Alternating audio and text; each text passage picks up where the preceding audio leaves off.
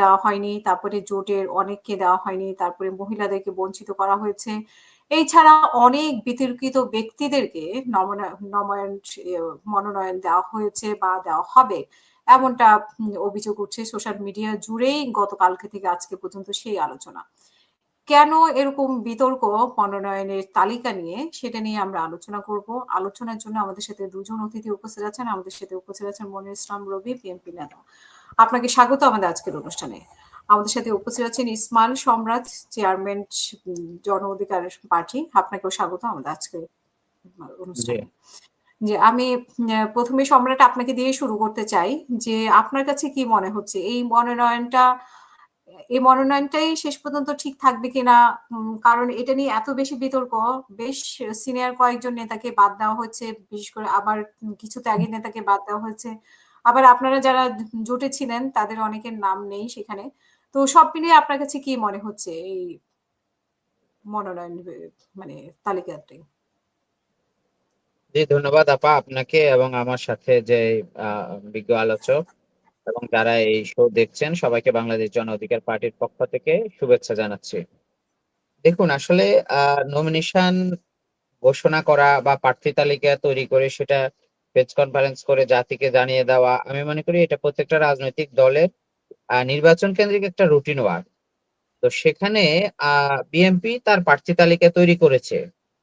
এখানে জোটের প্রার্থী তালিকা তৈরি করা হয় না যে বিএনপির সাথে যুগপৎ আন্দোলনে আছে জোট এবং বিএনপি একসাথে, এই কথা বলা হয় না। অর্থাৎ বিএনপি এককভাবে তাদের দলের প্রার্থী তালিকা তৈরি করেছে। এখন আমরা যারা যুগপৎ আন্দোলনে বিএনপির সাথে দীর্ঘদিন ধরে রাজপথে ছিলাম, খুনি হাসিনার সময় থেকে 2023 সাল থেকে আমাদের একটা যুগপৎ অ্যালায়েন্স হয়েছে। সেই অ্যালায়েন্স এর মাধ্যমে আমরা শরিক দল হিসেবে আমাদের সাথে এখন পর্যন্ত নির্বাচন নিয়ে ধরেন ওইভাবে এই মানে আসন ভিত্তিক এখনো আলোচনাটা হয় নাই বিএনপির পক্ষ থেকে। মানে জানতে জোটের চাওয়া সাথে হয়েছে আলোচনা চায় না। না, জানতে জোট চাওয়া হয়েছে, মতামত নেওয়া হয়েছে কে কোন আসনে নির্বাচন করতে আগ্রহী, কিন্তু কাকে কোন আসন দেওয়া হবে, কোন দলকে কত আসন ছাড়বে, এটা শরিকদের জন্য বিএনপির পক্ষ থেকে এখনো বলা হয় নাই। এটা হয়তোবা আলোচনা করে অল্প কয়েকদিনের মধ্যে আপনি জানতে পারবেন যে আসলে কারা কারা বিএনপির সাথে জোটে থাকবে শেষ পর্যন্ত এবং কাদেরকে মূল্যায়ন করা হবে। তো একটা বিষয় হচ্ছে স্পষ্ট, সেটা হচ্ছে যারা জোটে ছিল বিএনপির সাথে এতদিন যুগপৎ আন্দোলনে, তো সেখানে ভারপ্রাপ্ত চেয়ারম্যান কিন্তু একটা কথা বারবার রিপিট করেছেন যে আমাদের সাথে দুঃসময়ে যারা ছিল তাদের প্রত্যেকটা দলকে আমরা মূল্যায়ন করব। মূল্যায়ন তো একটা রাজনৈতিক দলকে মূল্যায়ন তো হচ্ছে আপনার নির্বাচনের মধ্য দিয়ে, অন্য হুম, আদারওয়াইজ মানে এই মূল্যায়ন ছাড়া আর কোনো মূল্যায়ন থাকে না। যেহেতু প্রত্যেকটা দল নির্বাচন কেন্দ্রিক জনগণের কাছে যায় এবং প্রত্যেকটা দল কিন্তু রাজনীতি করবে, অর্থাৎ রাজনৈতিক দলগুলোর মূল্যায়নটা হচ্ছে নির্বাচন কেন্দ্রিক। তো এটা আমি হুম, মনে করি যে উনি যেহেতু দায়িত্ব নিয়ে বলেছে আমাদের জোটের অভিভাবক হিসেবে, এটা আমি মনে করি যে উনি তার এই যে কমিটমেন্ট সেটা ব্রেক করবে না। উনি প্রত্যেকটা যুগপথের শরিক দলকেই উনি মূল্যায়ন করবেন এক বা একাধিক ভাবে। অর্থাৎ কাউকে একটা দিবে, কাউকে দুটা, কাউকে তিনটা, এভাবে যার যার যে যে আসনে ধরেন জিতে আসার মতো ক্যান্ডিডেট আছে সেখানে আমি মনে হয় যে এটা মূল্যায়ন করবে। করে বসে নির্বাচনের আগে হয়তো চূড়ান্ত প্রার্থীতা ঘোষণা করা হবে যে বিএনপি সহ এই সমমনা জোটের এই প্রার্থী তালিকা। এটা আমার মনে হয় এটা হবে। এটা হচ্ছে এখন যেটা হচ্ছে এটা প্রাথমিক তালিকা। তো হুম, এই কিন্তু তালিকায় আমার জানা মতে যে আসলে বিএনপির অনেক প্রার্থী যারা ত্যাগী ছিল, এরকম অনেক প্রার্থী বাদ গেছে এই তালিকার মধ্যে, মানে তাদের নাম উল্লেখ করা হয় নাই। তো কি কারণে করা হয় না আসলে সেটা তো বিএনপি ভালো জানে, যেহেতু তাদের দলের বিষয়।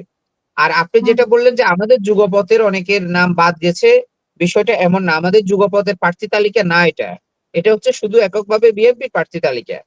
যুগপথের প্রার্থী হুম, হুম, তালিকা সহ বিএনপি চূড়ান্ত ভাবে প্রার্থী তালিকা ঘোষণা করবে, সেটা এখনো করা হয় নাই। আর এই প্রার্থী তালিকা ঘোষণার সময় কিন্তু মহাসচিব বলেছেন প্রথমার্ধে যে আমরা যুগপথে যারা শরিক দল আছে তাদের সাথে বসে আলাপ আলোচনার মধ্য দিয়ে এই সম্ভাব্য প্রার্থী তালিকা থেকে কমবে বাড়বে সেটা চূড়ান্ত হবে পরে, এটা কিন্তু উনি বলেছেন। তা আমি মনে করি যে আসলে রাজনৈতিক দলগুলো বিশেষ করে প্রার্থী বাছাইয়ের ক্ষেত্রে সৎ, যোগ্য, মেধাবী, অর্থাৎ খুনি হাসিনার আমলে যা হয়েছে রাজনীতিবিদদেরকে বাদ দিয়ে ওভারটেক করে ব্যবসায়ীদের হাতে রাজনৈতিক নমিনেশন তুলে দেওয়া, সত্যিকার অর্থে বা যার মাসল পাওয়ার আছে, যে এলাকায় সন্ত্রাসী মানে চাঁদাবাজ হিসেবে পরিচিত, তাকে নমিনেশন দেওয়া, এগুলো হচ্ছে এই তরুণ প্রজন্ম ধরেন এটা পজিটিভলি নিবে না। আমি আপনাকে এটা চ্যালেঞ্জ করে বলতে পারি, এই নির্বাচনে যেই রাজনৈতিক দলই সরকার গঠন করতে চাক না কেন, মানে তরুণদের মতামত ছাড়া কেউ সরকার গঠন করতে পারবে না। অর্থাৎ মেজরিটি পার্সেন্ট তরুণদের ভোট যে কাস্ট করতে পারবে সেই দল সরকার গঠন করতে পারবে। তো এই জেনজি কে ধারণ করতে হবে, এই জুলাই বিপ্লবকে ধারণ করতে হবে। আমি মনে করি যে এটা বড় দল হিসেবে বিএনপির একটা অন্যতম দায়িত্ব। যেখানে যেখানে এই জেনজির প্রতিনিধি আছে, যুগপৎ বলেন আর জুলাই যুদ্ধ বলেন, সেখানে তারা তাদের প্রার্থী তালিকা জুলাই যুদ্ধ এবং যুগপৎ আন্দোলনের সম্মানার্থে সেখানে তারা ছেড়ে দিবে। এটা বড় দলের দায়িত্ব। ছোট দলগুলোকে রাজনীতির মাঠে সহযোগিতা করা বড় দল হিসেবে এটা বিএনপির আমি মনে করি যে দায়িত্ব। এবং আগামী দিনে যে নির্বাচন হবে সেই নির্বাচনটা আমরা 5 তারিখের পরে অবাধ সুষ্ঠু নিরপেক্ষ নির্বাচন দেখতে চাই। সত্যিকার অর্থে আমরা যে নির্বাচনের কথা বারবার বলে আসছি যে কালো টাকার ব্যবহার হবে না, আমার আসনের প্রতিদ্বন্দ্বী প্রার্থী যদি 1000 কোটি টাকার মালিক থাকুক, কিন্তু নির্বাচন কমিশন যেই নির্বাচনী ব্যয়ভারের কথা বলবে এর বেশি 1 টাকাও খরচ করতে পারবে না। যদি করে ওনার জামানত বাজেয়াপ্ত হবে। অর্থাৎ নির্বাচন কমিশন যেই নিয়ম শৃঙ্খলা করে দিবে তার বাইরে যাওয়া যাবে না। যে এখানে এখানে এতটা সভা সমাবেশ করতে হবে, নির্বাচনী এলাকার মধ্যে এতজন উপস্থিত থাকতে হবে, এর বাইরে আমি মনে করি যদি কেউ যদি পেশি শক্তির ব্যবহার করতে চায়, অস্ত্রের ব্যবহার করতে চায়, কালো টাকার ব্যবহার করতে চায়, সন্ত্রাসীর ব্যবহার করতে চায়, সেটা নির্বাচন কমিশন শক্ত হাতে দমন করবে। এটাই হচ্ছে আমাদের জুলাই অভ্যুত্থানের মূল চেতনা এবং আমাদের স্পিরিট। যে সব মানে কোনো বৈষম্য হবে না, সে যেই দলেরই প্রার্থী হোক প্রত্যেকটা প্রার্থীর জন্য সমান আচরণবিধি, সমান আইন, সমান নিয়ম মেনে চলতে হবে। এটা আমি মনে করি যে এই সরকার দায়িত্ব নিয়ে করবে।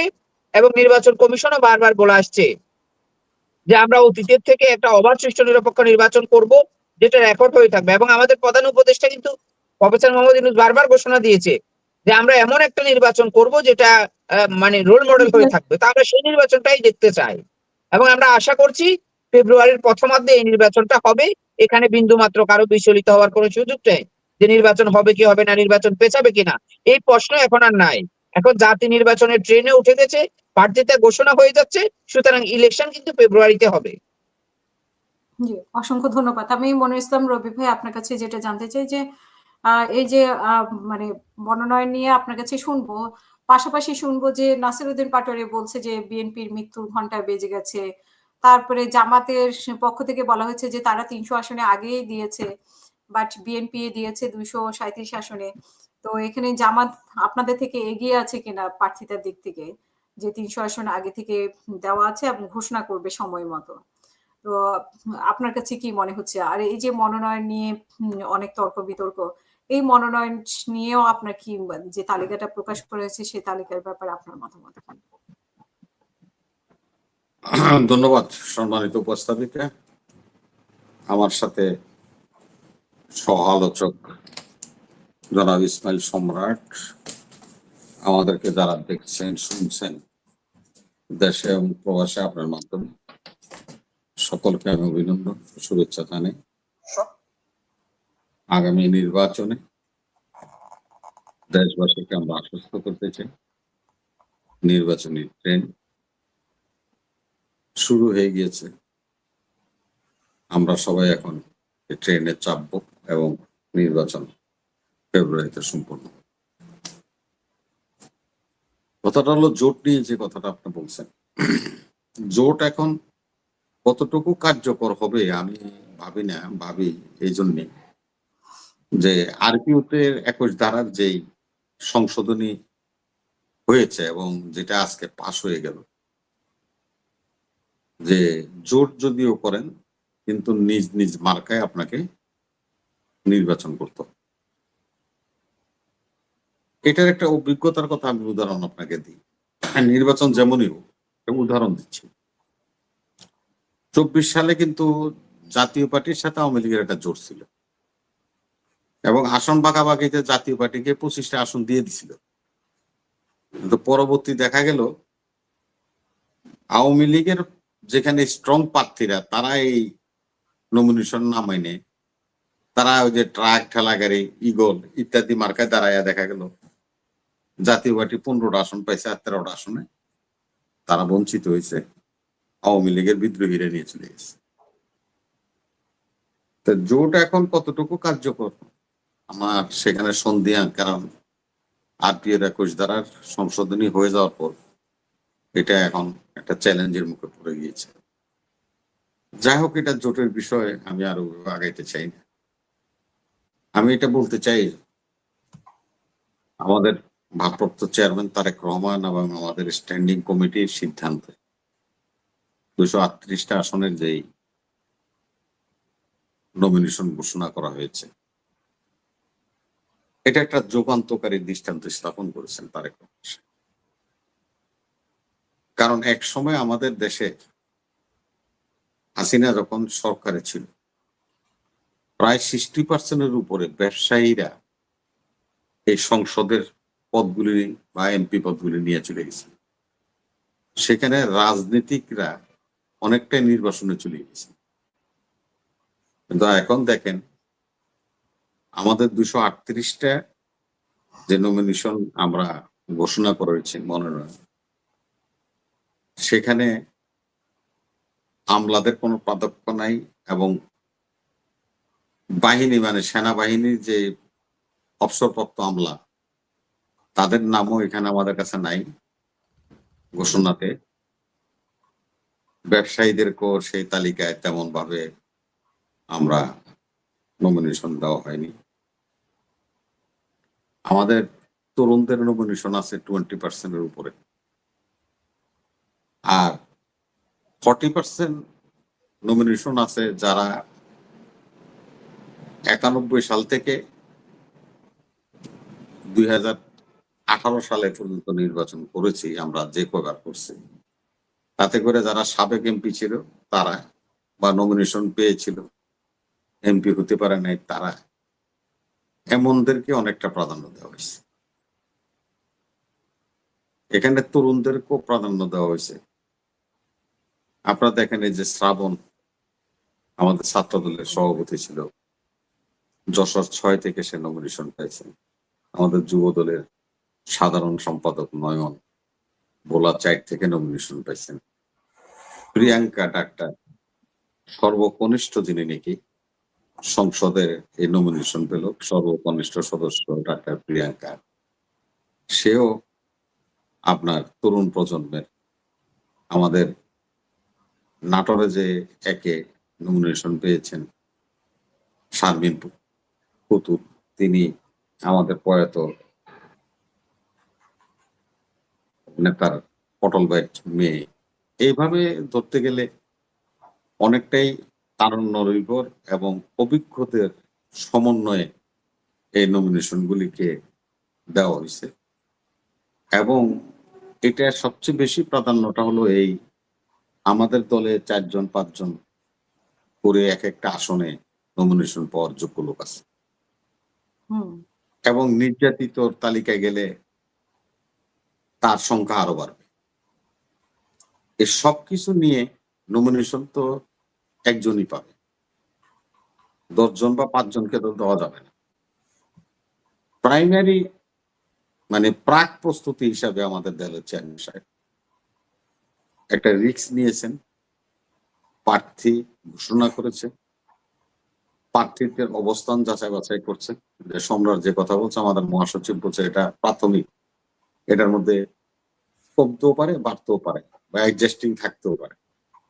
যেমন মনে করেন মাদারীপুরে 1-এর জামান মোল্লার আসন আজকে স্থগিত হয়ে গেছে, 238-এর মধ্যে একটা স্থগিত হয়ে গেছে।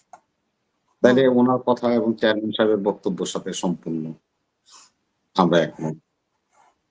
এইটাই চূড়ান্ত তালিকা তা নয়। মানে এই এখান নামগুলো থেকেও আসে হয়তো কিভাবে? যে একদিনে 24 ঘন্টার মধ্যে বিতর্কে আবার ডিলিট করে দিতে হয়, মানে স্থগিত করে দিতে হয়। হইতে পারে কারো কোন রকম অসুবিধা দেখলে বা তার সম্বন্ধে কোনো একটা ব্যাড রিউমার দেখলে বা যেটা ক্ষতিকর হতে পারে নির্বাচনের জন্য, দল বিবেচনা করে তাকে প্রার্থী প্রত্যাহার করে নিতে পারে বা অন্য নতুন কাউকে দিতে পারে বা জোটের কাউকে দিতে পারে, এমনও তো হতে পারে।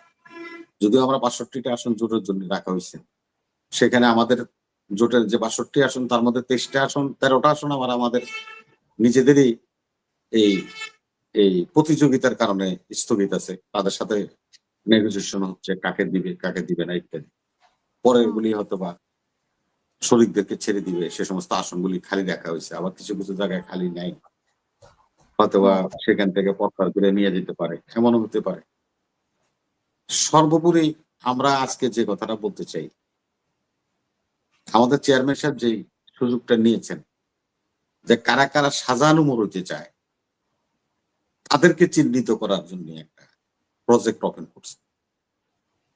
কারণ যখন আপনার তফসিল ঘোষণা হয়ে নমিনেশন ঘোষণা হবে, এট দ্য 11th আওয়ারে কেউ যদি যায় অন্য দলে নমিনেশন নিয়ে নেয়, তখন দলের জন্য একটা কিন্তু প্রেশার হয়, দল ক্ষতিগ্রস্ত হয়। সেজন্য উনি 1 থেকে 1.5 মাস আগেই যাচাই বাছাই করে মাঠে দেখছেন যে এখান থেকে কেউ সাজানুমোর হয় কিনা বা তৈমুর শমসের মোমেন হয় কিনা। হলেই সাথে সাথে বহিষ্কারের খরচ নেমে আসবে। ঠিক আছে, আপনি যাবেন অন্য দলে, তখন আর আপনার সাথে পথ থাকবে না। যে কোনো আপনি তখন ব্যক্তি হয়ে যাবেন, ব্যক্তি হিসেবে যে অন্য যে কোনো জায়গায় নমিনেশন নিতে পারেন, তাতে আমাদের কোনো আপত্তি নেই, কেননা দলকে আপনার সাথে করে নিয়ে যেতে পারেন। এই জিনিসটা অত্যন্ত গুরুত্বপূর্ণ।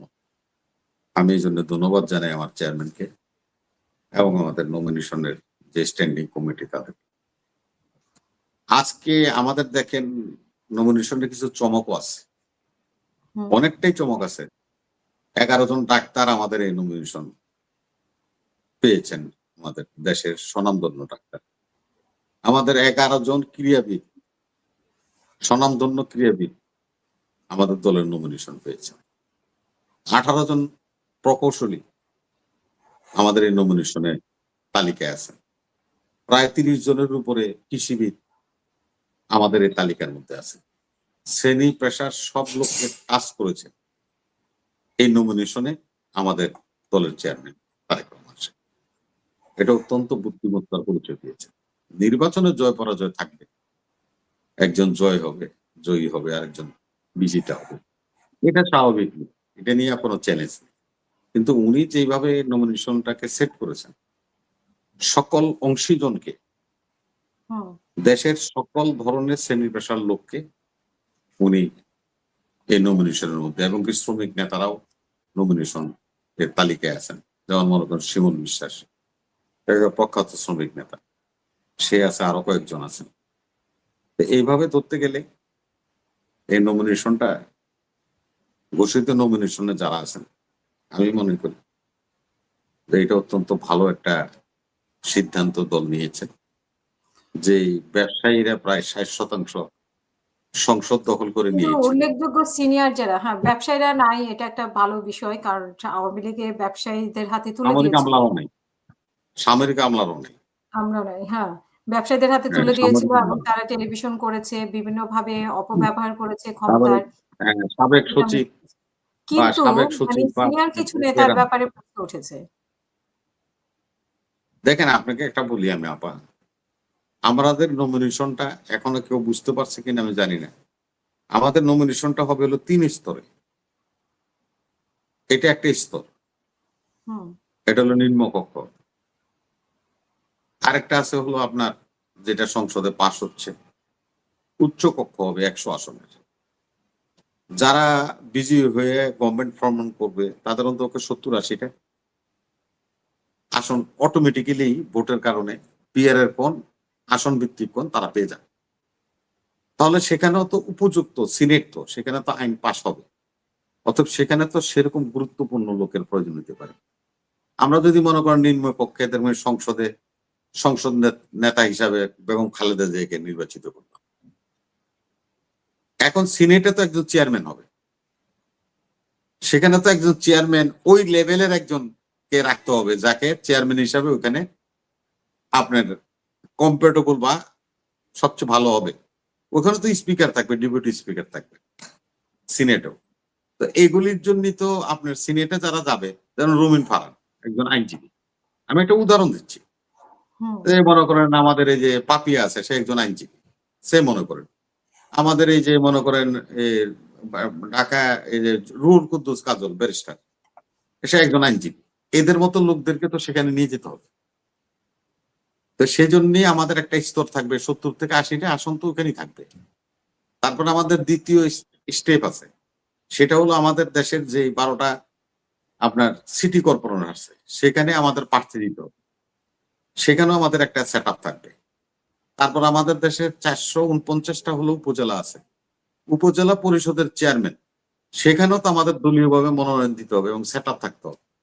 এই 3 স্তরের সেট আপের মাধ্যমেই আমাদের চেয়ারম্যান সাহেব কাকে কোথায় দিলে ভালো হবে প্রাক প্রস্তুতিতে উনি নমিনেশন ডিক্লেয়ার করেছেন নিম্ন কক্ষের জন্য, উচ্চ কক্ষখানো ওনার হাতে রেখেছেন, আর স্থানীয় সরকারগুলিও ওনার হাতে আছে। অতএব আমি দেবতত্ত্বহীন কণ্ঠে দলের নেতা কর্মী এবং যারা নমিনেশন পেতে চান সবাইকে আশ্বস্ত করতে চাই, যেটা আমাদের চেয়ারম্যান সাহেব করেছেন, আমাদের মহাসচিব করেছেন, যে আপনাদেরকে মূল্যায়ন করা হবে, আপনারা অবমূল্যায়িত হবেন না, ধৈর্য ধরে আপনাদেরকে মূল্যায়িত করা হবে এবং আপনারা মূল্যায়িত হবেন। দলের সাথে থাকুন, ধানের এবং যার শীষের নাম সাথে ঘোষণা করা থাকুন। হয়েছে তার সাথে কাজ করার জন্য। হ্যাঁ, দলের সাথে থাকুন, ধানের শীষকে বিজয়ী করে নিয়ে আসুন। আসলে আপনারা সরকার গঠন করতে পারলে এই সুবিধাগুলি সব আপনারা পাবেন এবং এই সমস্ত জায়গায় আপনারা পর্যায়ক্রমে সবাই সম্মানিত হবেন, সেট আপ হবেন এবং আপনারা নির্বাচিত করতে পারবেন। ধন্যবাদ। জি, আমি আরেকটা প্রশ্ন ছিল, সেটা পরে বলেন। শুনবো আপনাকে। যে ওই হ্যাঁ, যে বলেন প্রশ্ন জামাত থাকলে ইসলাম বলেন। আর এনসিপি যে মন্তব্য করলো বিএনপি সম্পর্কে, সেটা নিয়ে শুনতে চেয়েছিলাম। যে নাসিরউদ্দিন পাটোয়ারি বলছে যে বিএনপির মৃত্যুর ঘন্টা বেজে গেছে। তো আমরা আবার এটাও শুনেছি যে এনসিপির সাথে এই বিএনপির এক ধরনের জোটের সম্ভাবনা আছে, আলাদা কিছু সিট তাদেরকে দিবে, এরকমও আলোচনা চলছে সমঝোতা নিয়ে। তো তারা হঠাৎ করে এই ধরনের কথা আবার কেন বলছে? আর জামাতের তালিকা অনেক আগেই প্রস্তুত, সময় মতো জানাবে, 300 আসনেই তাদের প্রস্তুত আছে। না, তারা তো না, এটা জানাইছে, এটা জামাতের আমির ডক্টর শফিকুর রহমান সাহেব বলছে।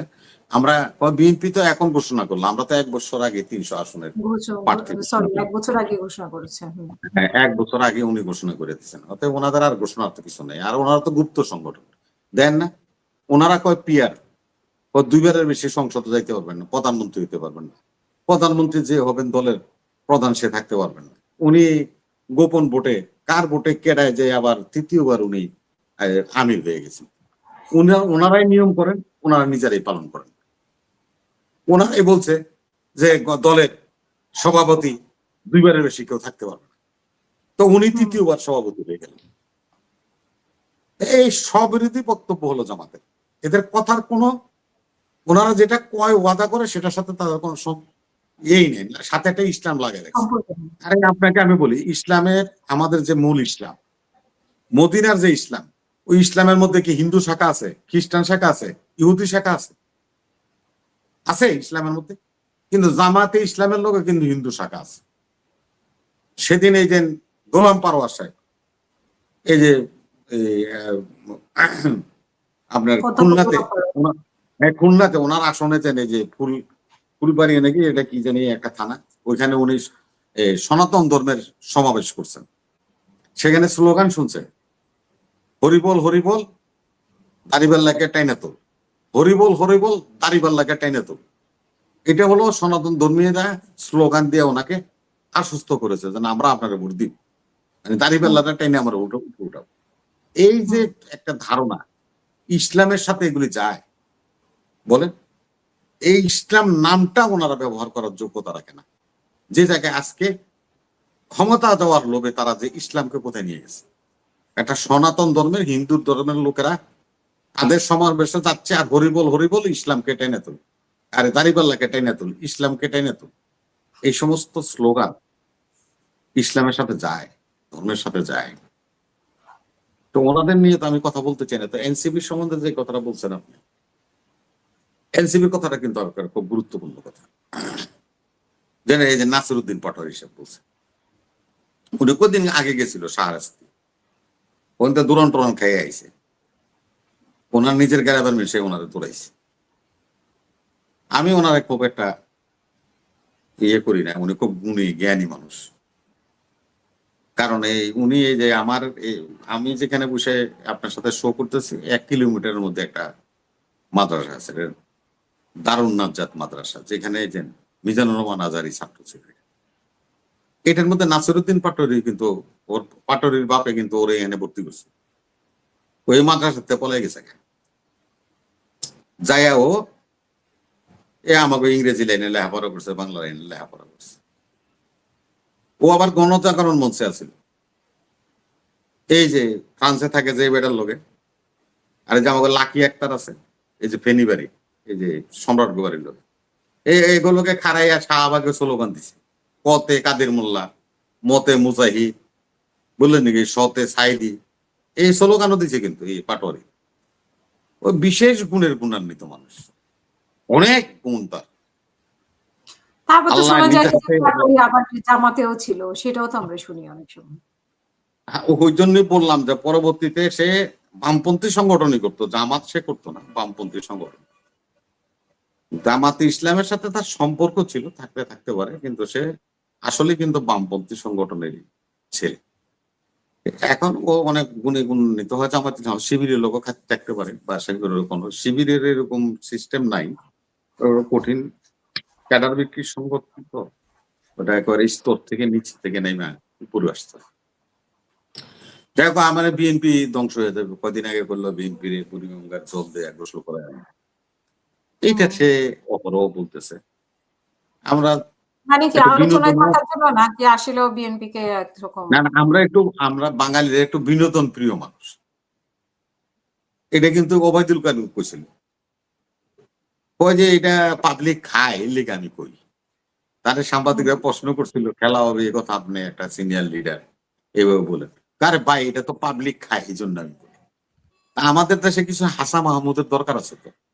হাসান মাহমুদ দীর্ঘ 1-1.5 বছর নাই, জনগণ খুব মানে বোর ফিল করতেছে, হাসতে পারতেছে না মন করে। হাসান মাহমুদের জায়গায় একটা লোকের তো দরকার আছে, তো সেই জায়গাটা ফিল আপ করার জন্য নাসিরউদ্দিন পাটোয়ারি আছে। এখন বিএনপি ধ্বংস হয়ে যাবে, এখন বিএনপি ধ্বংস হয়ে যাবে, বিএনপির কাছে যায় বসে থাকেন আসন বাগাবাগি করার জন্য, আসন চান। সেটা কেন জান বাবা, আমি তো এটা বলি না। সেদিন তো আমরা ফেসবুকে দেখলাম, নিউজে দেখলাম, আপনারা বিএনপির কেন্দ্রীয় অফিসে আপনারা মিটিং করছেন, সার্জিত ছিল, ওই সামান্তা শারমিন নাকি এক মেয়ে এ ছিল, আর কেটা ছিল, এর আবার গেটের বাইরে এসে সালাউদ্দিন সাহেবের লোকে ফটো সেশন করলেন। আপনাদের তো ওখানে কি জন্য গেছিলেন? ওখানে কি জন্য গেছিলেন?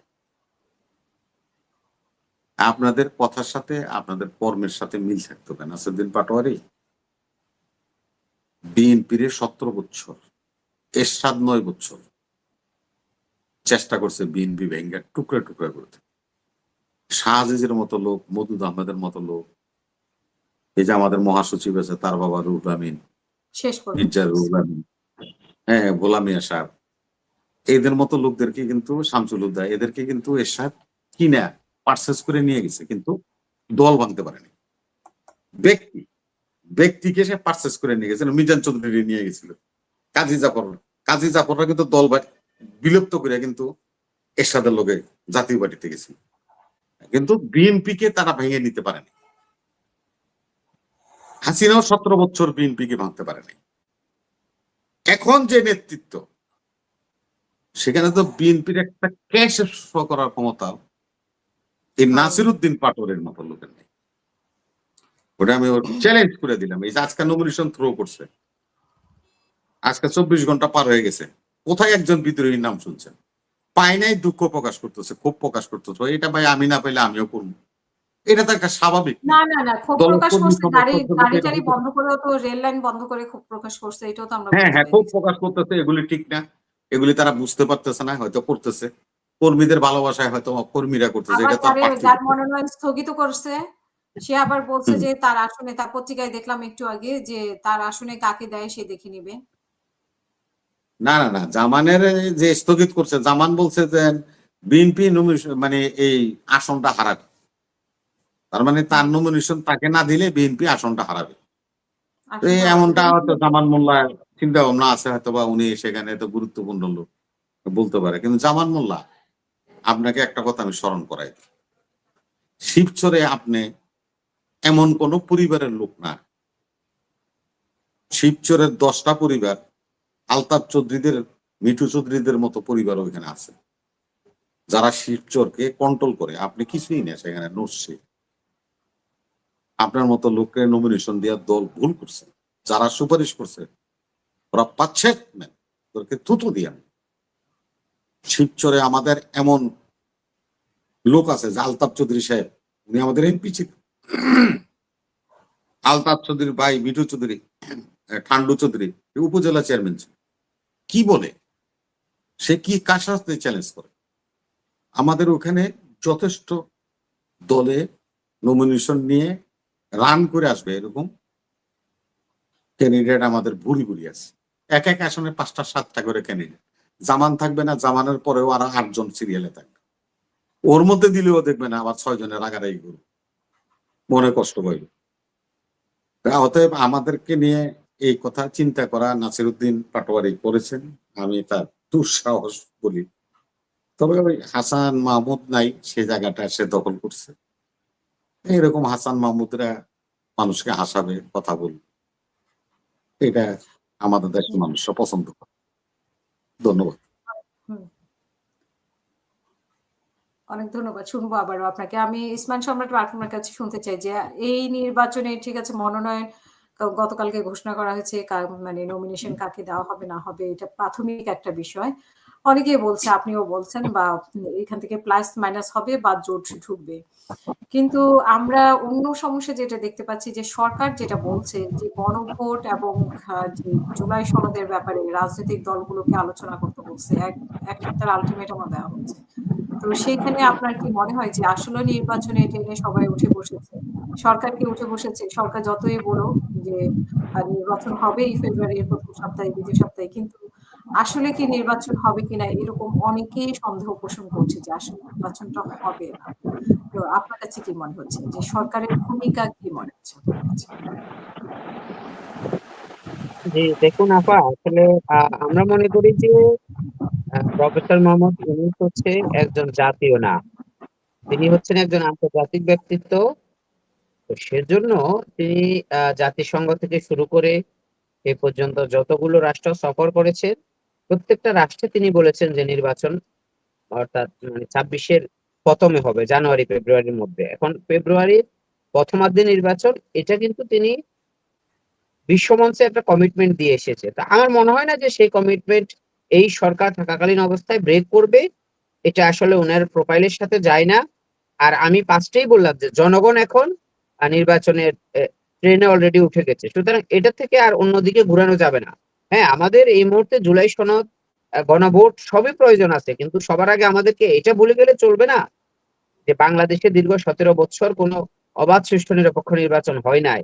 মানুষ অর্থাৎ জনগণ তার মতামত প্রকাশ করতে পারে না। রাষ্ট্রের মালিকানা পেয়েছে, ভোটার আইডি পেয়েছে, কিন্তু সেটা জনগণ ভোট দিতে পারে না। তো সেজন্য অবাধ সুষ্ঠু নিরপেক্ষ একটা নির্বাচন এই মুহূর্তে সবকিছুর আগে প্রয়োজন। আপনি যদি এটাকে আড়াল করে বারবার যদি অন্য জিনিস সামনে নিয়ে আসেন, হ্যাঁ, যে গণভোট দরকার, জুলাই সনদ দরকার, আরে বাবা সবই দরকার, কিন্তু আমাদেরকে তো এটা ভুলে গেলে চলবে না যে সবকিছুর জন্যই তো অবাধ সুষ্ঠু একটা নিরপেক্ষ নির্বাচন।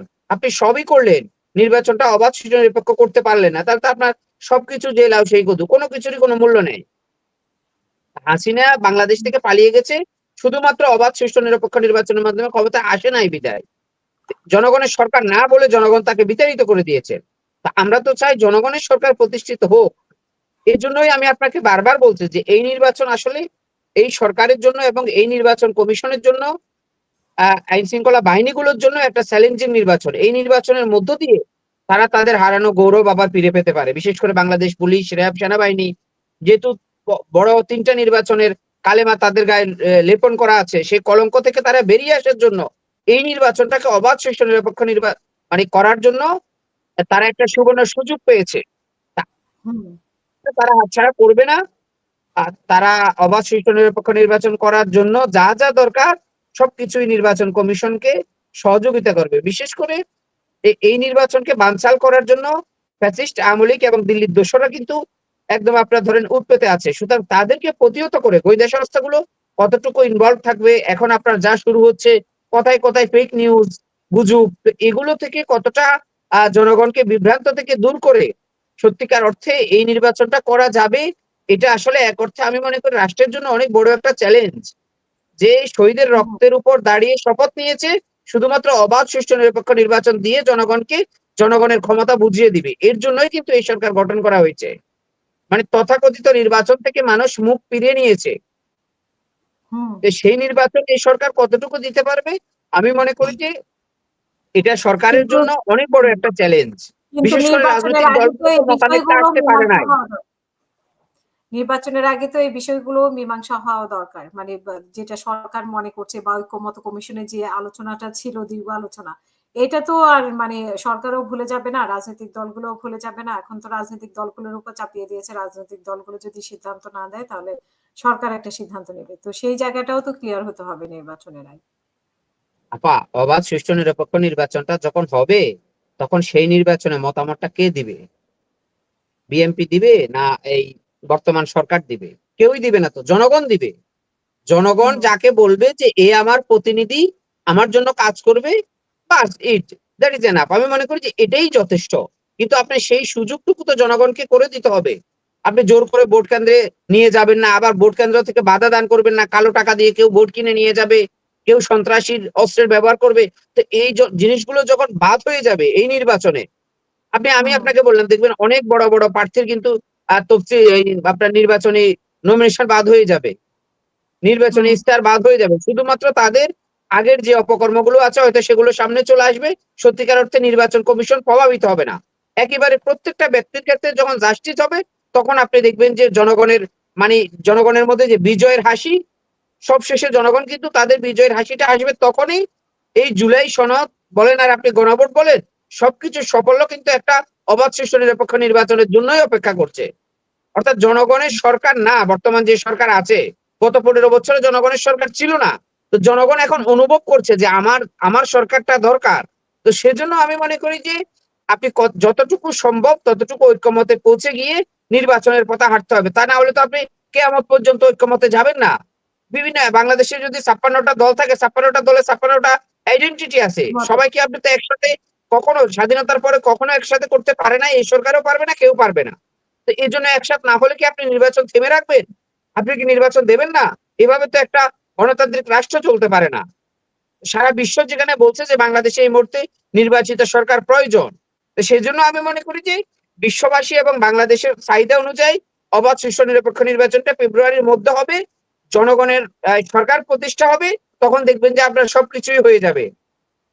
তো এই জন্য জনগণকে সত্যিকার অর্থে আপনাকে ধরেন ভয়ভীতি, যেভাবে আগে নির্বাচনগুলো যেভাবে হয়েছে, নির্বাচন কমিশন শক্ত হাতে যদি জনগণকে বলে যে সত্যিকার অর্থে সেরকম নির্বাচন বাংলাদেশে আর হবে না, বাংলাদেশে এমন একটা নির্বাচন হবে যেখানে একেবারে ধরেন যে গ্রামের সবচেয়ে অসহায় সেও নির্বাচনের সময় থাকবে সবচেয়ে বেশি নিরাপদে। এই ধরনের নির্বাচন তো বাংলাদেশের মানুষ চায়। এই ধরনের নির্বাচন করতে হবে। প্রফেসর মোহাম্মদ ইউনূস যদি বাংলাদেশের মানুষের কাছে স্মরণীয় হয়ে থাকতে চায় তাহলে তিনি এরকম একটা নির্বাচন দিবেন। অথবা উনি কি কলঙ্ক নিয়ে এই সরকার থেকে যাবেন সেটা একমাত্র উনার বিষয় আর উনার উপদেষ্টা পরিষদের বিষয়। কিন্তু উনাদেরকে কিন্তু যেতে হবে টুডে অর টুমরো।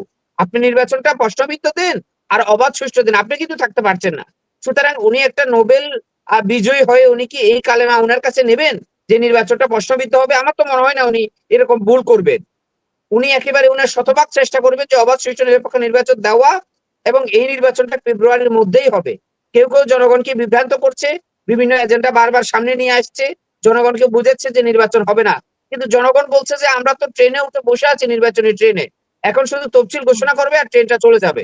জনগণ একেবারে প্রস্তুত, নির্বাচন কমিশন প্রস্তুত, আইন শৃঙ্খলা বাহিনী সবাই প্রস্তুত।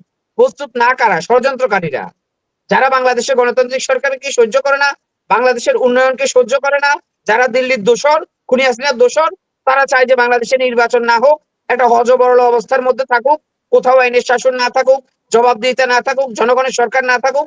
এটা তারা চায় যারা সত্যিকার অর্থে বাংলাদেশের সুনাগরিক, যারা যে রাজনৈতিক দলগুলো জনগণের কাছে বদ্ধপরিকর, জনগণের জন্য তারা রাজনীতি করে, তারা নির্বাচন চায়।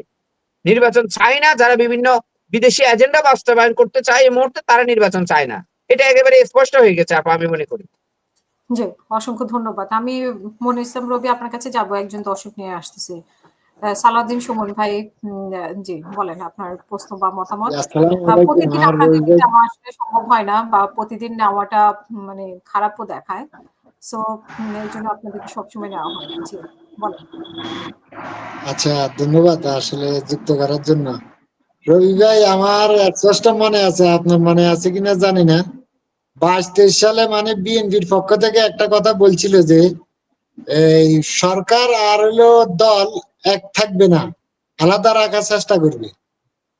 এই কথাটা বিএনপি বলছিল, বিএনপির কেন্দ্র থেকে। তো এখন আমাদের যে শীর্ষ নেতৃত্ব এখানে অনেক গুরুত্বপূর্ণ ব্যক্তির নমিনেশন দেয় নাই, আমি আশা করি ওনাদেরকে মনে হয় হয়তো দলের কাজের জন্য রাখছি।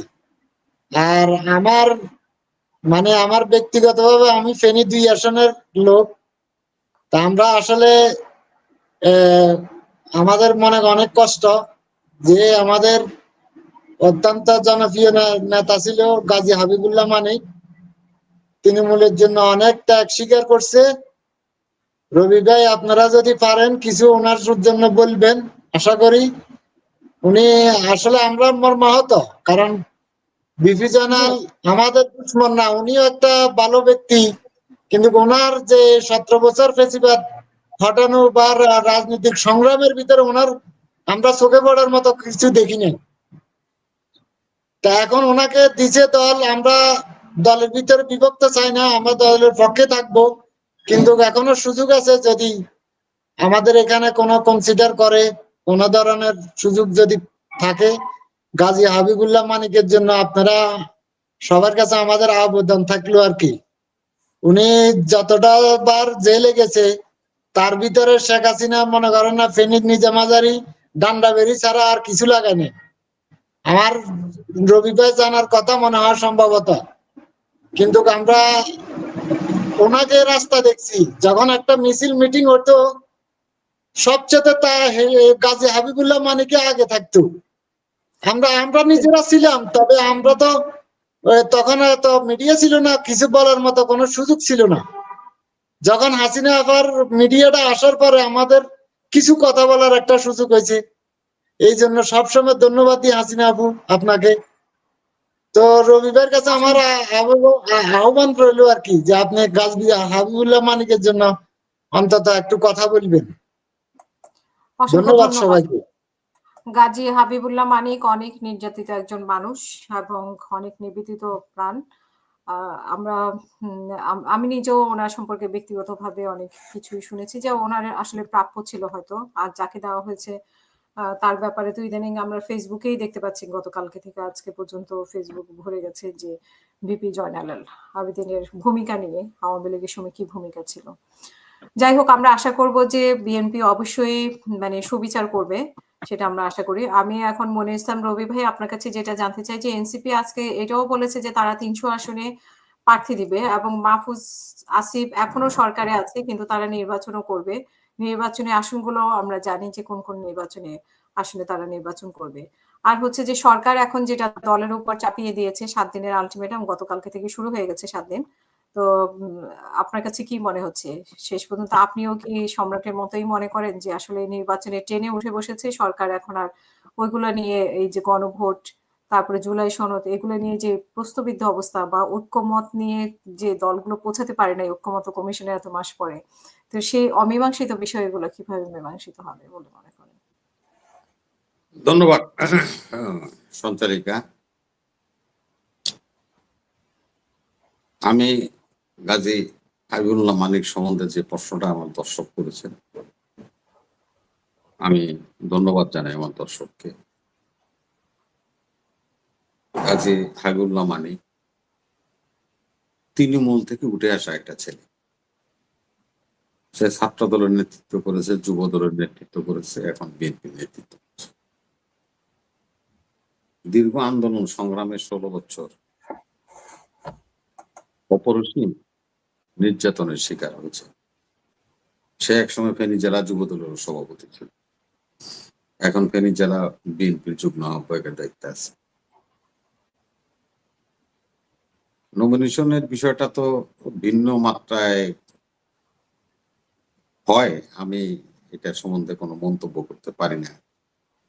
দলের একজন ক্ষুদ্র কর্মী হিসাবে আমরা আশা করি যে আমার গাজী হাবিবুল্লাহ মানিককে একটা মূল্যায়ন করবে দল নিশ্চয়ই, সেটা অবশ্যই আমরা করতে পারি।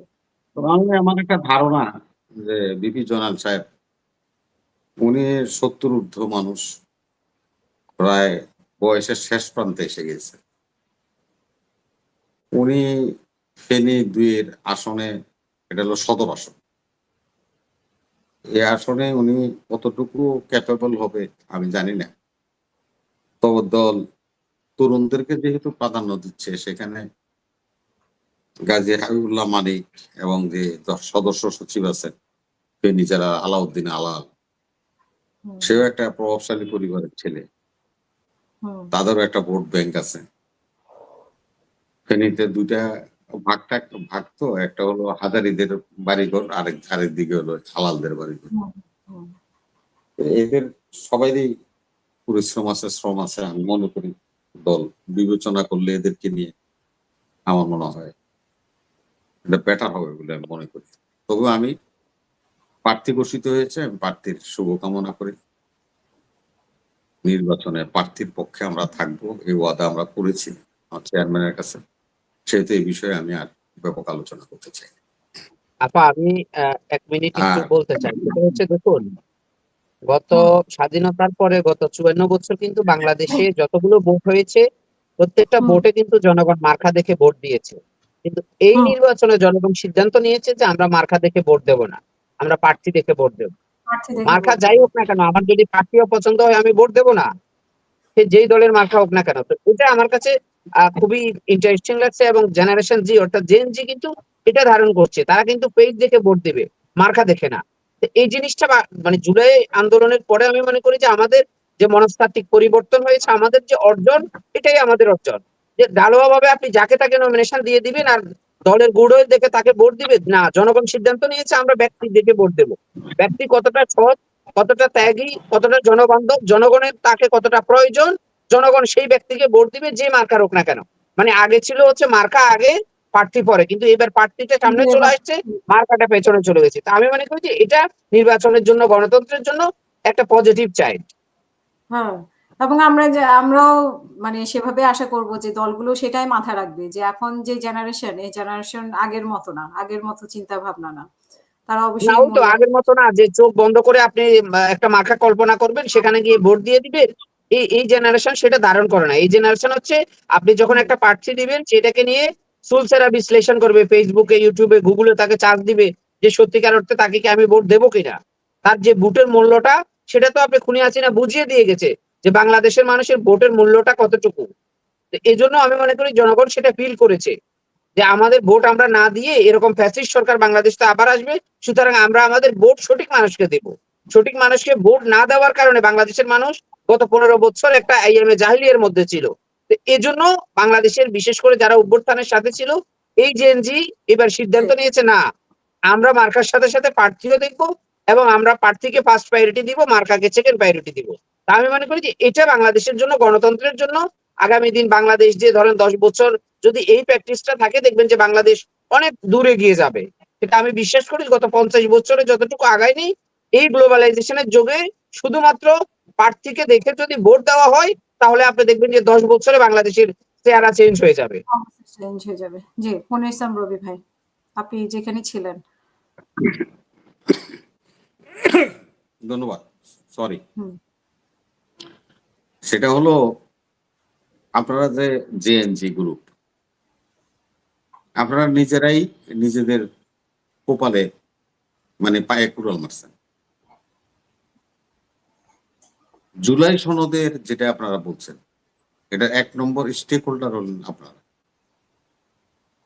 আপনারা নিজেরাই জুলাই সনদে সই করেন। তাহলে কি হলো? আপনারা যে আমাদেরকে পরিবর্তনের কথা বলেছিলেন, নতুন একটা বাংলাদেশের কথা বলেছিলেন, তো জুলাই সনদ সই না করলে তো সেই পরিবর্তন হবে না, রবি ভাই, সে নতুন আমি বাংলাদেশ হবে না। আমি আপনাকে একটু 1 মিনিট জাস্ট শুধরে দিচ্ছি। জুলাই সনদ যারা সই করে নাই তারা জেনজি না, তারা হচ্ছে জেনজির একটা ক্ষুদ্র অংশ। আপনি জি, বাংলাদেশের জেনজি বলতে তো ধরেন যদি আপনি 5 কোটি ধরেন, তো জুলাই সনদ যে দল সই করে নাই সেই দলের সাথে কত পার্সেন্ট আছে আপনি সেটা বলবেন। তারা তো জেনজি না, জেনজির প্রতিনিধি তারা, ছোট্ট একটা অংশ। তো এর বাইরে তো অনেক জেনজি আছে যারা এই দলের সাথে নাই, তাহলে তারা কি করবে? তারা তো অন্যান্য দলে আছে, সাধারণ মানুষের মধ্যে আছে। জি। তা আমি সেভাবে বলি নাই, আমি বলছি এই জন্যই সম্রাট, যে আপনারা তো দাবি করেন যে আপনারাই মা বাপ, সেই তো আপনার কাছে সব জিএনজি 30% জিএনজি আপনাদের সাথে। তা আমাদের যে ছাত্র দলের কমিটি আছে তারা কি, এটা পিএনজি না নো এনজি? আপনারা তো কেউ ওকে ভাগ দিতে চান না, সবকটা আপনাদের ভাগে। ওই হিসাব করলেই আমি বলছি যে আপনারা ট্রেন মিস করছেন, আপনারা জুলাই সনদে সই করেননি। আপনারা এক নম্বর আপনি স্টেক হোল্ডার, আমরা না তো ভাই, আমরা না, আপনারা সেটা হচ্ছে এই ছাত্রের এনসিপি। রক্তের সাথে আপনি নেমে দলের গেছেন। নাম মানে বলতে একটা হবে, অংশ যেটা দলের সম্রাট নাম বলছেন, বলতে হবে এনসিপি। মুনিসুর রবিভাইকে শেষ জেনজি করতে দেন। জেনজি না না, জেনজির প্রতিনিধি না, তারা হচ্ছে একটা রাজনৈতিক দল। আমি মনে করি আপনি সরাসরি দলের নাম বলেই বলবেন, কারণ জেনজি তো অনেকগুলো না রাজনৈতিক না, দল আছে, আপনি কোনটার কথা জিএনজি বলছেন? সরাসরি দল কি? আরে ভাই, সরাসরি জিএনজি দল কি? জিএনজির বাকশাস আছে না, আব্দুল কাদের আছে না, ভাই ফেলাই দেন কেন না, ভাই? সেটা ওরা তো ছাত্র রাজনৈতিক শক্তি। দল না, সেটা তো না ছাত্র আবার সংগঠন। না, জেএনজি তো ভাই, এরা জেএনজি তো ভাই, এরা তো ভোটার তো ভাই, এগুলো আপনি বাদ দিবেন কেন? আব্দুল কাদেরও তো 4,000 4,500 ভোট পাইছে, ডাকসুতে পাইছে না, না? আপনি জেনজি তো ধরেন, জেনজি যদি ধরেন তাহলে সবচেয়ে বড় ছাত্র সংগঠন হচ্ছে জাতীয়তাবাদী ছাত্র দল। এটা হচ্ছে জেনজির সবচেয়ে বড় সংগঠন, বাকিরা তো সব ছোট ছোট। তো যা হোক, এখন আমরা আর ওই তর্কে যাইতে চাই না। আমি তর্ক হুম। বলছিলাম এই জন্যই যে আপনারা নিজেরাই স্টেক হোল্ডার হইয়া আপনারা নিজেরাই স্বাক্ষর করেন না। আপনারা আমাদেরকে জ্ঞান দেন, জুলাই সনদের ভিত্তিতে সবকিছু হবে। আর সনদে তো সই করেন নাই, আপনি তো সনদের অংশই না। সনদ আমরা যা সই করছি আমরা অংশীজন, আমরা বুঝবো সনদ নিয়ে কি হবে না। আপনাদের তো সনদ নিয়ে কথা বলার এখতিয়ার নেই। আর যে সনদ সনদ করছেন, সনদ কি? এটা হলো এক ধরনের ইন্ডিউমিনিটি। ওই যে সাবজেক্ট যে কথা বলছে যে আপনার সেফ এক্সিট, এইটাই হলো সেই সনদ। এখানে সই করলে যারা এই 2 বছর পর্যন্ত প্রজ্ঞাপন জারি করে যা যা কাজকর্ম করছে এগুলি সব সংবিধানে সন্নিবেশিত করবে, তারপরে ওনারা এক্সিট নিয়ে চলে যেতে পারবে। এটা এক ধরনের ইন্ডিউমিনিটি, আর কিছুই না। জুলাই সনদ অর্থ এই নাকি? জুলাই সনদের তো 85টা ইয়ে ছিল, সেখানে কি শেখ মুজিবুর রহমানের ছবি সব অফিস আদালতে লাগানো হবে এই কথা ছিল 85টার মধ্যে? কইরা দেখেন তো, বইটা তো আপনার কাছে আছে, পড়েন। তো সেটা বাস্তবায়ন করলে কি হবে? যদি শেখ মুজিবকে আপনি ওন করেন, তাকে যদি আপনি রিকগনাইজ করেন, এই যে আপনারা শেখ মুজিবের মুরাল ভাঙলেন, শেখ মুজিবের বাড়ি ভাঙলেন, শেখ মুজিব যদি রিকগনাইজড হয়, জাতির পিতা হয় আপনাদের ভাষায়, তাহলে তো আপনারা বিচারের সম্মুখীন হবেন। এটা এখন কিসের ওরা তো সনদ? বলছে যে, আপনি যাদের উদ্দেশ্যে বলছেন তারা তো বলছে যে আমরা তো সই করি নাই, সই করেছেন আপনারা, তা ওইটাই আপনারা তো বলছি, ওইটাই ওইটাই আপনারা ওইটাই আমি সম্রাটকে বললাম যে তারা তো সই করে নাই, তারা অংশীজন না। তো তারা দেখেন না তারা কেমন জায়গায় রয়েছে। যদি ভালো হয় তাহলে এসে গেট করে সই করে দিয়ে দেবে, কেন ওই যমুনায় ঢুকতে তো ওনার কোনো অসুবিধা নেই, পাস লাগে না, যাই সই করে দেবে। আর যখন দেখতেছে যে না, এখন পর্যন্ত এটা সুবিধাজনক অবস্থানে নেই, আমরা তো সই করিনি, তো এটা তো এক ধরনের চিট জাতির সাথে, এটা তো প্রতারণা। এত বাচ্চা মানুষ এত বুদ্ধি রাখেন কি জন্য? এই বুদ্ধি রেখে তো আপনারা সবকিছু খাইছেন। একজন বন্ধু কইতেছে যে 2029 সালে নির্বাচন। আমি ওই বন্ধুর জিগাই যে ভাই, শুধু শুধু তর্ক করতে চাইনি। আর্টিকেলের 106-এ মহামান্য সুপ্রিম কোর্ট থেকে আদেশ নিয়ে সরকার উঠছে। যে বন্ধু এই প্রশ্ন করছেন যে 29 সালে নির্বাচন হবে, আরে বেটা, হাসিনা যারা রাষ্ট্রপতি বানাইছিল চপ্পুই তো হাসিনার সংসদ ভেঙে দিছে। সংসদ ভেঙে দিলে কি আছে বেটা আর্টিকেলে? যে 29 মারাস আর্টিকেলে কি আছে? আছে সংসদ ভেঙে দেওয়ার 3 মাসের মধ্যে আবার একটা নির্বাচন হবে। তোর বাপ চুপ্পুরে যায় জিগা বেটা, চুপ্পু সংসদ বাংলোকে। এখন 3 মাসের মধ্যে নির্বাচন হয় না বুঝেই এই জুলাই চার্টারের কথা আসতেছে। 3 মাস ওভার করে ফেলছে। অতএব সেহেতু যে কার্যক্রম ওনারা করছেন ইন্টারিম গভর্নমেন্ট, সেটাকে বৈধতা দেওয়ার জন্যই সংসদকে একটা নির্বাচন দিতে হবে, সংসদ হতে হবে, সংসদে বসে পাশ করার পরে ইউনূস সাহেব বিদায় হইতে পারবে, তার আগে পারবে না। 111 দেখছেন, তখন জন্ম হয়েছে আপনার, যদি হয়ে থাকে তাহলে বুঝবেন। ফখরুদ্দিন মঈনুদ্দিন হাসিনার সাথে চার্টার করেছিল যে আমরা 2 বছর যা কিছু করছি, অন্যায়, ন্যায়, দুর্নীতি সবকিছু তুমি সংবিধানে সংসদে পাশ করে নিবে, এটাতে যদি রাজি হও তাইলে আমরা তোমাকে সরকার বানাবো। এবং সংসদ বসার পরে সংসদে এই আইন হাসিনা পাশ করার 1 মাস পরে ফখরুদ্দিন মঈনুদ্দিন এক্সিট নিয়ে আমেরিকাতে গেছে। অতএব ভাই, এখন তর্ক করার জন্য আসবেন, তর্ক করবেন, বুঝেও করেন, না বুঝেও করেন, এ আপনাকে ইচ্ছা ভাই, এটা আপনারা ভালো বুঝেন, সংবিধান বিশেষজ্ঞ। আজকে যে দেশের যে পরিস্থিতি, বিশ্বব্যাংক থার্ড টার্মের যে টাকা, যে 400 কোটি লোন দিছিল আমাদের, থার্ড ফেজের টাকা ওনারা দিবেন না, ওনারা বলে দিছে নির্বাচিত সরকার না আসা পর্যন্ত টাকা ছাড় করা হবে না। Asian development bank এডিপির crore crore টাকার প্রজেক্ট প্রকল্প আমাদের দেশে আছে, সে সমস্ত প্রকল্পের টাকা এশিয়ান ডেভেলপমেন্ট ব্যাংক ছাড় করছে না, বলছে নতুন সরকার না আসা পর্যন্ত, নির্বাচিত সরকার না আসা পর্যন্ত কোনো সাহায্য দেওয়া হবে না, কোনো প্রকল্পের কাজ করা যাবে না। এদিকে আদানি বলছে 11 তারিখের মধ্যে বিদ্যুতের টাকা পরিশোধ না করলে আদানি গন্ডামারা থেকে, যেখান থেকে বিদ্যুৎ আমাদেরকে দেয়, সে বিদ্যুৎ বন্ধ করে দিবে। আমাদের সরকার আবার আন্তর্জাতিক আদালতে গেছে আদানির বিরুদ্ধে আরবিট্রেশন মামলা করার জন্য। এটা একটা সম্পূর্ণ একটা অরাজনৈতিক সরকার, তাকে কেউই কাউন্টেবল মনে করে না। সেহেতু আমি মনে করি দ্রুত একটা নির্বাচন দিয়ে জনপ্রতিনিধিদের কাছে ক্ষমতা হাতে তুলে দিয়ে আপনি নিজের সসম্মানে সেফ এক্সিট নেন, জাতিকেও আপনার সেফ এক্সিট দিয়ে যান। এটা হলো ডক্টর ইউনূস সাহেব আপনার জন্য সবচেয়ে মূল্যবান একটা বিষয়। এটা করতে পারলে আপনি ইতিহাসের পাতায় আপনার নাম লেখা থাকে। ইতিহাসের পাতায় কিন্তু হিটলারের নামও লেখা আছে। সেই হিটলারের নাম কি দিয়ে লেখা আছে জানেন? কালি দিয়ে না, হিটলারের নাম ইতিহাসে লেখা আছে আলকাত্রা দিয়ে। আলকাত্রা চিনেন? আলকাত্রা দিয়ে লিখে দিছে হিটলারের নাম। ইতিহাসে সবার নাম লেখা থাকবে, তবে কালিতে লেখা থাকুক এটা চাই, যেন আলকাত্রা দিয়ে যেন নামটা না লেখে কেউ। ধন্যবাদ। অসংখ্য ধন্যবাদ। আমরা শেষ করবো। ইসমাইল সম্রাট, আপনার শেষ বক্তব্য আজকের অনুষ্ঠানের জন্য প্লিজ।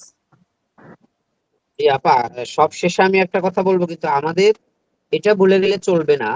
আমি আমার রাজনৈতিক দল সহ প্রত্যেকটা রাজনৈতিক দলের উদ্দেশ্যেই বললাম যে এটা বলে গেলে চলবে না যে ছোট ছোট বাচ্চা শিশুরা যদি, ছেলে মেয়েরা যদি, শিক্ষার্থীরা যদি ট্যাঙ্কের সামনে বুক পেতে না দিত, তাহলে আমরা এখনো খুনি হাসিনার শাসন আমলেই থাকতাম।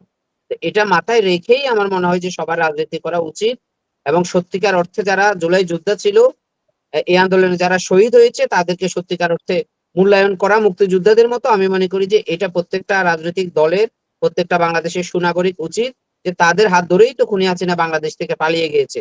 একক কোনো রাজনৈতিক দলের কিংবা ব্যক্তির হাত ধরে খুনি হাসিনা পালিয়ে যায় না, মানে ছাত্র এবং জনতা, তাদের সাথেই আমাদের সম্পর্ক, তারাই এই মুভমেন্ট করেছে। আগামী দিনে যদি প্রয়োজন হয় তাহলে তারা আবার এরকম মুভমেন্ট হবে, বাংলাদেশের ইতিহাসে বারবার হয়েছে। তো সেজন্য আমি মনে করি যে আমাদের সবাই উচিত সম্মিলিতভাবে, যে সত্যিকার অর্থে অনেকেই জুলাইকে বিক্রি করে খাচ্ছে। ছোট্ট একটা দল, তারা জুলাইকে বিক্রি করে যা খুশি তা করছে। কখনো সনদে সই করবে না, কখনো করবে, কখনো যমুনায় যাবে, কখনো ওই করবে সেই করবে। এটা কিন্তু রাজনীতি না। আমি মনে করি যে নির্বাচিত সরকার আসলে, জনগণের সরকার আসলে, তখন আপনি দেখবেন যে সত্যিকার অর্থে যারা শহীদ হয়েছে, যারা আহত আছে, সত্যিকার অর্থে যারা জুলাই যোদ্ধা, তাদের প্রতি খুব আন্তরিক থাকবে নির্বাচিত সরকার। কারণ আমরা আশা করেছি এই সরকার থাকবে, কিন্তু আমরা দেখছি যে না, এই সরকার সেটার উল্টোটা ছিল। সত্যিকার অর্থে জুলাই যোদ্ধাদের বিক্রি করে এই সরকার খেয়েছে, আবার জুলাই যোদ্ধারা অপরদিকে এই সরকারকে বিক্রি করে খেয়েছে। তো এই যে একটা দেওয়া নেওয়ার মানসিকতা, এর মধ্য দিয়ে যারা সত্যিকার অর্থে ছিল তারা কিন্তু হারিয়ে গিয়েছিল। নির্বাচিত সরকার আসলে তাদেরকে খুঁজে নেবে, তাদেরকে মূল্যায়ন করবে, আমি সেটা আশা রাখি। অসংখ্য ধন্যবাদ। মনির ইসলাম রবি ভাই। শেষ করবেন হ্যাঁ প্লিজ আজকে শেষ করবেন। এ তো বলে ও কথাবার্তা শুনলে মাঝে মেজাজ খারাপ হয়ে যায়। কয় সংবিধানের কোন জায়গায় লেখা আছে নির্বাচন আছে? কয় এটা তারপরে হলো এই যে সংবিধান। তো মানে কয় ওদেরই তো সংবিধানের কোন জায়গায় লেখা একদিকে আছে নির্বাচন আছে? এখন খালেদা এদের সাথে জিয়া কে তর্ক করবে ভাই? এইটা ফালতু তর্ক, এগুলি নিয়ে তর্ক। সংবিধানই তো বানাইছে নির্বাচন হওয়ার জন্য। খালেদা জিয়া যে নির্বাচন এই করতেছে এটাও তো বাচ্চাদের অবদান, মানে এই যে তরুণদের অবদানের কারণে। কিসের? খালেদা জিয়া যে নির্বাচন করতে পারতেছে এটা এনসিপি কে একজন ওইটা বলেছে। ওইটা তো আরেক চ্যাপ্টার, ওইটা আরেকদিন দেখেন, ওই সময় বলবো।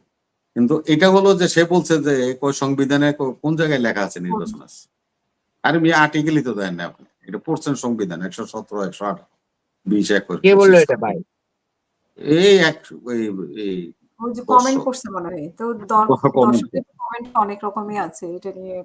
না আমি সেটাই বলছি না, সবগুলি তো আর বলি না, এটা আমি বলতেছি। সে বলছে সে সংবিধানের কোন জায়গায় লেখা আছে নির্বাচন। তো নির্বাচন কমিশনার, নির্বাচন কমিশন 118 গঠিত হবে কি লেগে? নির্বাচন না হইলে এটা গঠিত হইব? হুম, হুম। যাই হোক, ওনারা ওনাদের মতো করে বলে তো, এই জন্যই আমাদের জনগণকে বুঝতে হবে। আর এইলো ওই যে ফ্রান্সের থেকে বয়ে বয়ে ইন্ডিয়ান এক নাগরিক, এই নিজেও মানুষের গালাগালি করে, অকথ্য ভাষায় কথাবার্তা বলে। মনে করেন যে আমাদের এই জেএনজি সম্রাট গড়ে বললেন নাকি সব গালি শিখাই দিছে, বলে গালির হেডমাস্টার। প্রিন্সিপাল সাহেব বই রয়েছে ফ্রান্সে, মহিতে গাইলে আর আমাকে পোলাপে নিয়ে গালি সব শিখছে। কেন? ছেলে পেলে তো লাউড ডকার মতো, যেদিকে ঘুরেবেন সেদিকে যাও। এরা তো বাচ্চা মানুষ, কোমলমতি মানুষ, আমি এদের দোষ দিই না। এদের গুরু বসে রয়েছে ইন্ডিয়ান নাগরিক ফ্রান্সে, ওখান থেকে বসে বসে গালি শিখায়, এরাও আমাকে গাইলে। এই যে সমস্ত আবল তাবল, এই নাসিরউদ্দিন পাটোয়ারির মতো কথা বলে, এগুলো তো ওখান থেকে শিখছে। আমাদের দুর্ভাগ্য জাতি, যে আমরা জাতি সঠিক পথে চলতে পারলাম না। আপনি বলছেন আজকের যে সনদ নিয়ে যে সমস্যা হয়েছে, আপনারা যে কথা আপনারা বারবার বলতেছেন, বিএনপি নোট অফ ডিসেন্ট দিছে। নোট অফ ডিসেন্টটা কি সেটা একবার পড়ে দেখছেন? বিএনপি কি দিছে? নোট অফ ডিসেন্ট দিছে। ওনারা কি হয়েছে? পাবলিক সার্ভিস কমিশন গঠিত হবে, সদস্য সংখ্যা 7 জন, 2 জন হলো সরকারি দলের, 5 জন হলো বিরোধী দলের। তো যারা নির্বাচিত হইয়া, ভোটের মাধ্যমে নির্বাচিত হইয়া জনগণকে কমিটমেন্ট দিয়া গভর্নমেন্ট হইল, নির্বাচন পাবলিক সার্ভিস কমিশন গঠন করবে বিরোধী দলের সংসদ সদস্যরা, সরকারি দল থাকবে সেখানে 2 জন। এইটার উপরে নোট অফ ডিসেন্ট দিয়েছে। পাবলিক সার্ভিস কমিশনকে করা যাবে না, এটার উপরে তো নোট অফ ডিসেন্ট দেয় না বিএনপি। নোট অফ ডিসেন্ট দিয়েছে হলো যে কমিশন গঠিত হবে, 7 সদস্য, সেখানে 2 জন থাকবে সরকারি দলের আর 5 জন থাকবে হলো আপনার বিরোধী দলের। তাহলে আর সরকারি দল থাকার দরকার কি? বিরোধী দলের আপনি গভর্নমেন্ট বানান। এটার উপরে নোট অফ ডিসেন্ট দিছে, এবং যতগুলি 48টা নোট অফ ডিসেন্ট এটার উপরে দিছে। প্রত্যেকটা জায়গায় দুর্নীতি কমিশন দেখেন, দুর্নীতি কমিশন তারা ইয়ে করবে, 1 জন থাকবে সরকারি দল, 3 জন থাকবে হলো বিরোধী দল, 3 জন থাকবে হলো নিরপেক্ষ, 1 জন সরকারি দল থাকবে। দুর্নীতি দমন কমিশনে যে নিয়োগ হবে, চেয়ারম্যান থেকে সদস্য থেকে আরম্ভ করে, সেখানে 1 জন সরকারি দলের লোক থাকবে আর 6 জন থাকবে হলো বিরোধী দলের। তাহলে সরকার থাকার দরকার কি? বিরোধী দলরা সরকার বানায় দেয়, তারাই কমিটি বানায়, তারাই মানুষের নিয়োগ দেয়। এটার উপরে বিএনপি নোট অফ ডিসেন্ট দিয়েছে, কোন বিষয়ের উপরে নোট অফ ডিসেন্ট দেয়। এই নোট অফ ডিসেন্ট দিয়েছে যে হ্যাঁ, প্রধানমন্ত্রী যিনি থাকবেন তিনি দলীয় প্রধান হতে পারবেন না। এই যে সম্প্রতিকালে গোপন ভোটের মাধ্যমে ডক্টর শফিকুর রহমান 3য়বারের মতো জামাতের আমির হয়েছে, তাই ওনারা বলে আমরা নোট অফ ডিসেন্ট দিছি। আমরা বলছি সংবিধান হলো এক জিনিস, দলের গঠনতন্ত্র হলো আরেক জিনিস। এই যে যেরকম শফিকুর রহমান সাহেবরে ভোটের মাধ্যমে তার দলের লোকেরা আবার তাকে আমির বানায় ফেলাইছে, এটা আমার দলের কর্মীদের ব্যাপার। শফিকুর রহমান প্রধানমন্ত্রী থাকুক, নাহলে যা ইচ্ছা তাই থাকুক, আমি মনে করি সে আমার নেতা, তারা আমি চেয়ারম্যান বানাবো, তারা আমি সভাপতি বানাবো, আমি ভোট দিয়ে দিলাম, তাতে আপনার সরকার কি করতে পারবে? এই সমস্ত বিষয়ে আমরা নোট অফ ডিসেন্ট দিয়েছি। আমরা তো অন্য কোনো বিষয়ে প্রধানমন্ত্রী 2 বার এর বেশি থাকতে পারবে না, এইটা আমরা মানি না, এটা নোট অফ ডিসেন্ট না। নোট অফ ডিসেন্ট দিছিল ওইটার উপরে। এই আমাদের নোট অফ দলের ডিসেন্ট নিয়ে কথা জি থাকবে। জি হুম। নোট অফ ডিসেন্টটা তো দিছি হলো আপনি হলো ন্যায়পাল নিয়োগ, 7 জনের কমিটি হবে, তার মধ্যে একজন হলো সরকারি দলের থাকবে, আপনার 4 জন থাকবে হলো বিরোধী দলের, একজন থাকবে হলো নিরপেক্ষ। আমরা তো এইটার উপরে নোট অফ ডিসেন্ট দিছি যে না আমরা এটা মানি না। আমরা নোট অফ ডিসেন্টে কি বলছি, যেই জেএনজি বলতেছেন, যে আজকের কথা বলে যে আন্দোলন হয়েছে, সংগ্রাম হয়েছে, রক্ত দিছে, সমতার ভিত্তিতে একটা দেশ আমরা গঠন করব, চেক এন্ড ব্যালেন্স করব, ভারসাম্য রক্ষা করব। এটা কি ভারসাম্য রক্ষা হলো? আমরা বলছি যে ঠিক আছে 3 জন বিরোধী দলের দেন, 3 জন সরকারি দলের দেন, একজন নিরপেক্ষ থাকো।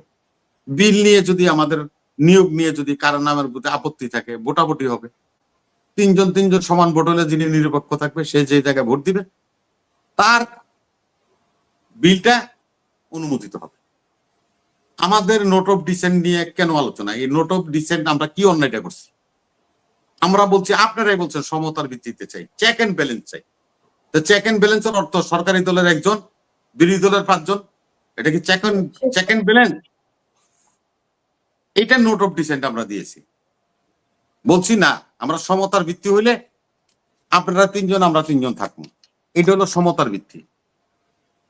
এটার উপরে নোট অফ ডিসেন্ট দিছি, কিন্তু সেটাকে বিকৃত করে এই জামাত, এনসিপি আর অন্যরা ও বিএনপি সব জায়গায় নোট অফ ডিসেন্ট দিচ্ছেন। না কইছি, আরে না কইছি, আমরা তো কইছি তো না কইছি 7 জনের মধ্যে 1 জন আমারে দিবে, 6 জন তুমি নিবে, এটা না কইছি। কিন্তু মহাভারত অশুদ্ধ হয়েছে। তোমরাই তো কইছো যে চেক এন্ড ব্যালেন্স। ওরাও নাম বলছে, ওরাও তো কয়েকটাতে নাম বলছে। ওরা 9টার মধ্যে বলছে, জামাত 13টার মধ্যে বলছে। এগুলি নিয়ে কেউ কথাই বলে না। এ ফ্রান্সের তে বইয়া এ বট বাহিনী নামায়া বিকৃত সমস্ত তথ্য এই সামাজিক যোগাযোগ মাধ্যমে তারা ছেড়ে দিয়ে মানুষের কাছে অন্যান্য দলকে, ব্যক্তিকে যে কোনো ভাবে হেয় প্রতিপন্ন করছে, রাষ্ট্রকে বিপদগ্রস্ত করতেছে। আমাদের বুঝতে হবে আমাদের জনগণকে যে বিষয়টা আমরা এখানে কি। জি। সেজন্য আমরা বলি যে আপনারা আজকে দেখেন, আরেকটা কথা আমরা বলি, বিল আপনার গণভোট কিভাবে হবে? তারা বলছে জুলাই সনদ অনুযায়ী যে সমস্ত সিদ্ধান্ত হয়েছে তার আলোকে 1 নম্বর প্যারা, 1 নম্বর আইটেম, 1 নম্বরের কয়েক ধারা সমূহকে আপনি হ্যাঁ বলবেন না না বলবেন। ভাই আপনারা যারা জুলাই সনদ পাইছেন না পাইছেন আপনারা নিয়ে দরকার হলে কিনেন, দেখেন। আপনার আর্টিকেল 1 প্যারা 1 তা হলো 16 পৃষ্ঠা। প্যারা 1 হলো 16টা পৃষ্ঠা লাগছে প্যারা 1 লিখতে। তো গণভোটের ব্যালটের লগে কি 16 পৃষ্ঠা আপনি জোগাই দিবেন? আমি এটা পড়মু, তারপর আমার পছন্দ হলে আমি হা কমু নাহলে না কমু। আপনি কইতেছেন প্যারা 1 আর্টিকেল 1 প্যারা 1 মানে ক ও এর ধারা অনুযায়ী গণভোট হইতেছে, আপনি হা বা না বলেন। তো 16টা পৃষ্ঠা হলো আপনার এটার মধ্যে আছে। এই 16টা পৃষ্ঠার মধ্যে, হ্যাঁ 16টা পৃষ্ঠা না পড়া আমি কেন হা না ভোট দিব? জাতিকে টোটাল বিভ্রান্ত করে দিচ্ছে। ওই যে আইজি মামুনের উকিল হয়েছে, আবরার হত্যার আসামিকে উকিল হয়েছে, বিশাল জ্ঞানের জাহাজ শিশির মনির, যখন নিজামী সাহেবরা ফাঁসি দিল, সাইদি সাহেবরা ফাঁসি দিল, কাদের মোল্লারা ফাঁসি দিল, উনি ওই সময় কই আছিল? উনি কোন আইনজীবী আছিল? উনি তো দাঁড়ান নাই। এই যে এখন যিনি নাকি আইসিটিতে আপনার ইয়ে আছে তাজুল ইসলাম, হ্যাঁ উনি ছিল। জামাতের আইনজীবী প্যানেলের প্রধান ছিল বিএনপির ভাইস প্রেসিডেন্ট মাহবুব হোসেন সাহেব, যিনি ব্যারিস্টার মনিরুল হোসেন, আনোয়ার হোসেনের মামা। উনি প্রধান ছিলেন, ব্যারিস্টার রাজ্জাক ছিলেন, এই তাজুল ছিল, ব্যারিস্টার ফখরুল ইসলাম ছিল। ওই শিশির মনিরের নাম তো দেখি নেই। আর শিশির মনি হলো বড় আইনজীবী, বড় ব্যাখ্যাদাতা। আরেকটা এখন জ্ঞান দেবেন সেটা বইবে আমেরিকায় শেখ হাসিনা ক্ষমতা আসার পরে 8 সালে প্রথম যে ডক্টরেট ডিগ্রিটা শেষ পাইছিল, করবো রবি ভাই। হুম, হ্যাঁ ডক্টরেট ডিগ্রিটা আমেরিকা থেকে পেয়েছিল। সেই ইউনিভার্সিটির নাম কি জানেন? সেই ইউনিভার্সিটির নাম হলো হাওয়ার্ড, তার মানে হার্ডওয়ার ইউনিভার্সিটি। এই হাওয়ার্ড ইউনিভার্সিটি এরা হলো বিভিন্ন জনের কাছে ডিগ্রি বিক্রি করে। সেই ইউনিভার্সিটির একজন প্রফেসর আছেন, উনি আমাকে জ্ঞান দেন। 2009 সালে উনি বাংলাদেশ থেকে পলায় গেছেন। 17 বছর আমাদের উপরে নির্যাতন হয়েছে, নিপীড়ন হয়েছে, গুম হয়েছে, খুন হয়েছে, এত অন্যায় হয়েছে, অত্যাচার হয়েছে। নিজামী মরছে, মোজাহিদি মরছে, গোলাম আজম সাহেব মরছে, সাইদি মরছে। কাদের মোল্লা